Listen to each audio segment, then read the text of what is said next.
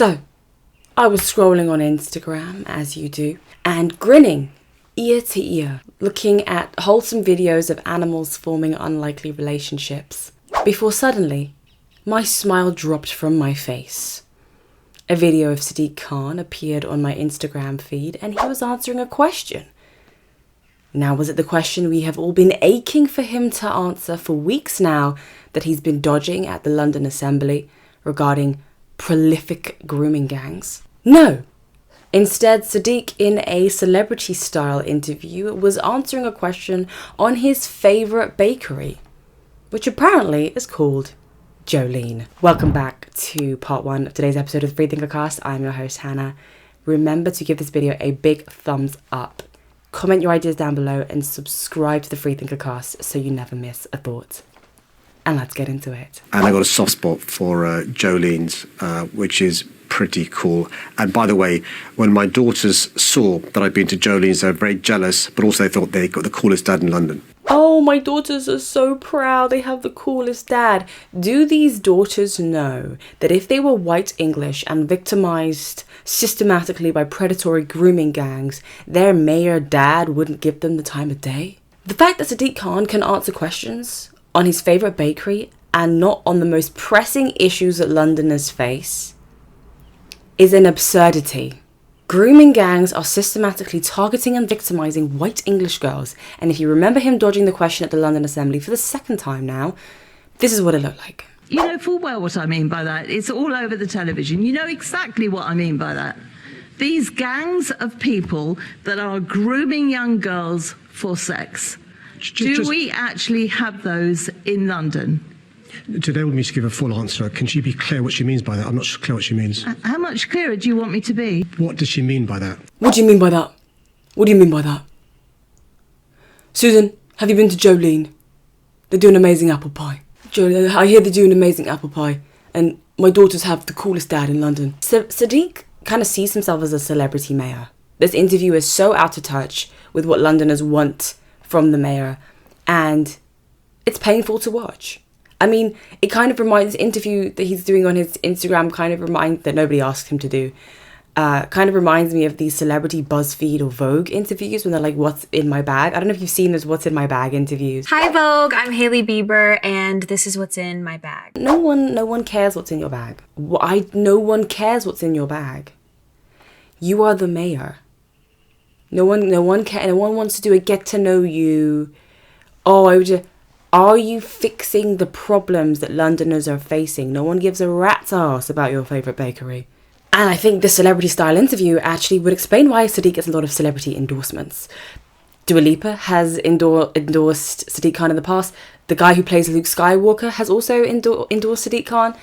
And I hate that. I hate it when celebrities stick their noses in politics. The London mayoral election becomes a popularity contest that is influenced by popular culture or pop culture, as opposed to a political contest influenced by good policy. And that is just good policy that Sadiq Khan simply cannot enforce. Girls like this lady on GB News are desperate for a national inquiry into grooming gangs.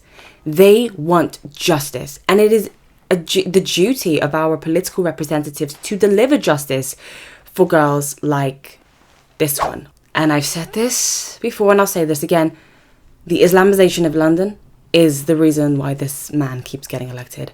I cannot believe that Sadiq is still serving his third term as the London mayor. Knife crime is up. No one's getting burglaries investigated. That's why everybody's getting their Ring cameras, because no one can rely on law enforcement anymore to enforce the law.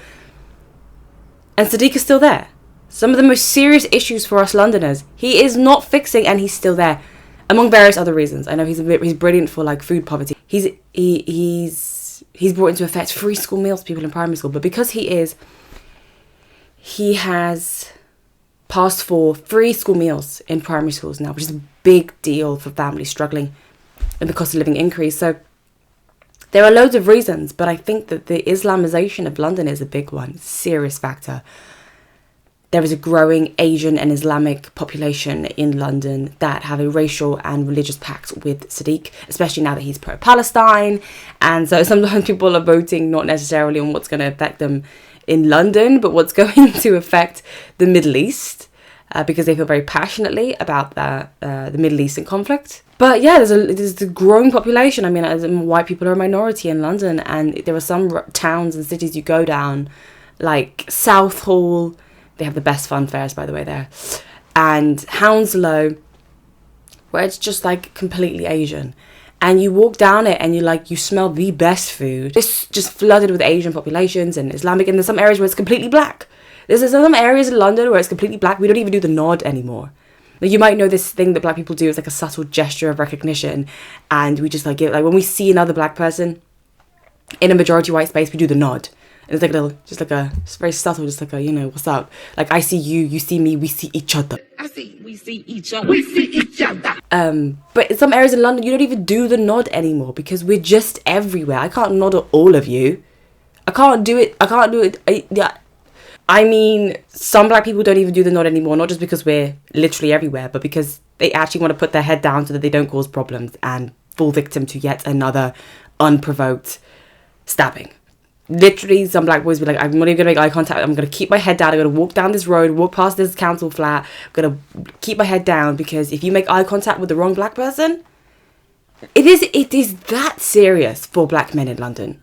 They have to keep their head down. We can't do, it's not safe to do the nod anymore. We can't do the nod. And on his Instagram, on Sadiq's Instagram, he actually answers a question on knife crime in the same format where he was asked talking about his favourite bakery. And he actually disabled the comment section. Sadiq disabled the comment section, and that should tell you everything you should need to know about how effective he is at tackling knife crime. Knife crime. I'm worried about my child. What are you doing? So what we're doing is a combination of things to be tough on crime. So record investment from City Hall in our police. I've more than doubled the amount of money the police get from City Hall. So we've got 1,300 more officers than we otherwise would. Hundreds of police community support officers. Really important. I find it absolutely hilarious when these politicians just tell us what they're doing, what we're going to do, what we've done, but no one can feel the effects of what you're doing. No one can feel the force of all of these initiatives. No one you still have to freaking grab on your phone for dear life in London so that it doesn't get snatched by hooded men in ski masks on a Lime bike. Everyone's phone is still getting snatched. Stop telling me what you're doing. Until I feel what you're doing, I don't want to hear what you're doing. If you enjoyed today's episode, this part 1 of today's episode, give it a big thumbs up, comment your ideas down below, and subscribe to the Free Thinker Cast so that you never miss a thought. Bye!